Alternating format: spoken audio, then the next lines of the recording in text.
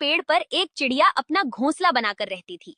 चिड़िया के दो छोटे छोटे बच्चे थे जो अब भी उड़ना नहीं जानते थे। चिड़िया सुबह होते ही उड़ जाती और आसपास से दाना अपनी चोंच में लेकर आती, फिर अपने बच्चों के मुंह में डाल देती, जिससे बच्चों का पेट भर जाता था। सुबह से दोपहर तक यही सिलसिला चलता रहता था। जब बच्चों का पेट भर जाता तो चिड़िया खुद दाना चुगती, फिर शाम के लिए थोड़े से दाने अपनी चोंच में भरकर घोंसले में ले आती। इतनी भाग दौड़ करने से वह चिड़िया बहुत थक जाती थी। दोपहर को माँ और उसके दोनों बच्चे आराम करते थे। शाम के समय चिड़िया दोनों बच्चों को उड़ना सिखाती थी। कुछ दिन बाद दोनों बच्चे बड़े हो जाते हैं। चिड़िया अब बूढ़ी और कमजोर हो जाती है।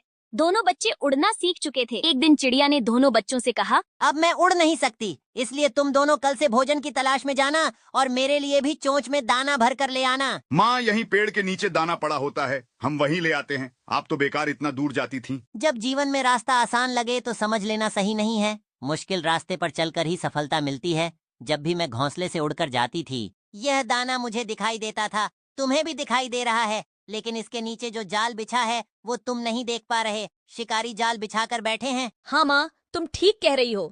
हम कल दूर से दाना लाएंगे। भैया हम इतनी दूर आ गए, यहाँ तो बहुत सा दाना पड़ा है, चलो खा लेते हैं, बहुत जोर से भूख लगी है। रुक, यहीं बैठकर देखते हैं। याद है माँ ने कहा था, जहाँ आसानी से दाना मिले तो समझ लेना कुछ गड़बड़ है। तुझे मैंने समझाया था, यहाँ ऐसे चिड़िया नहीं फंसेगी।